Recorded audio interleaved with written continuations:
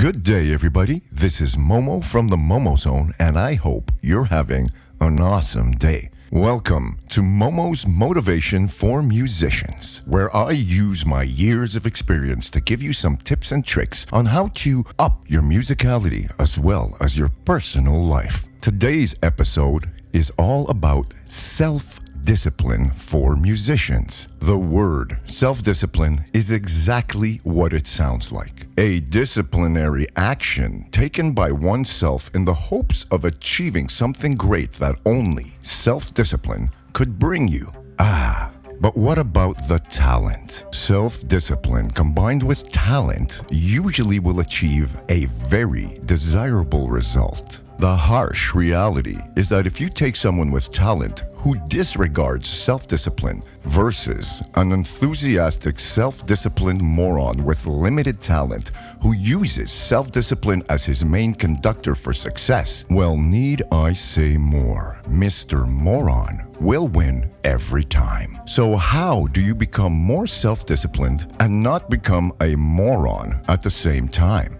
You start by understanding that talent and self-discipline, while they do mix really well together, are two different things altogether, capable of being used together and apart. As an autonomous self-learner and avid research maniac, it already puts me in a self-disciplinary atmosphere. Putting a little more passion and action into your research skills will automatically start giving you a kind of self-discipline that will train your brain to want more, and as long as you are searching for the good shit and not the stupid shit, you will move on to your next discipline, which is putting all of this to use towards your music or your project. Going a little deeper than constantly checking out all those demos and tutorials that you wait forever to put into use, if ever, is already out of discipline. I believe that a big part of self-discipline is knowing when to say when and actually apply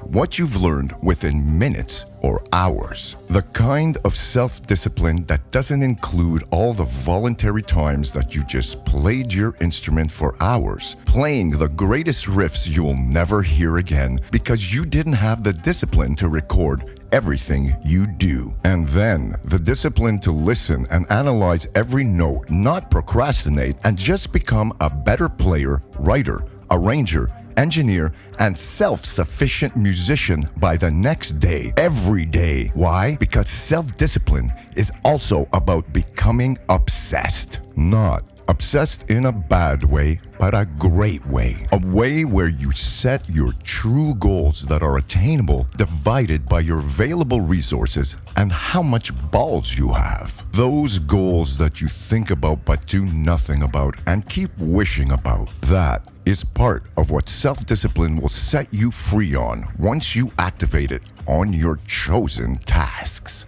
Another important component of the word self-discipline is not becoming a liar to yourself, about yourself, and most important, your personal word to yourself. That means that there will be times where you have been going real good and constant with your disciplinary goals, and then that day will come where you will say, well, maybe I'll do it tomorrow. I'm really tired now. Or something comes up and it just gets in the way of that disciplinary routine and promise that you made to yourself. That is the line where you have to decide, and you will always know that you made that decision to break your discipline. There are certainly some exceptions that would apply, but those would really fall into the life and death category if you want to consider yourself a serious contender for your own dreams, as there are thousands of people who want the same thing all over the world right now and are willing to do what it takes. And what it takes is massive self-discipline. What is the key to starting off with a self-disciplinary campaign for your life's dream that actually works for you? In plain English, one thing at a time from the beginning until you understand it with your eyes closed and you can recall it and see it within your mind's eye. That requires huge self-discipline to start with. Don't bite off more than you can chew. Only discipline yourself for one component and task at a time. Do this for several weeks before before you introduce your mind to the next task, which will just fall into place with the prior one until you actually become self-disciplined. All this by your own design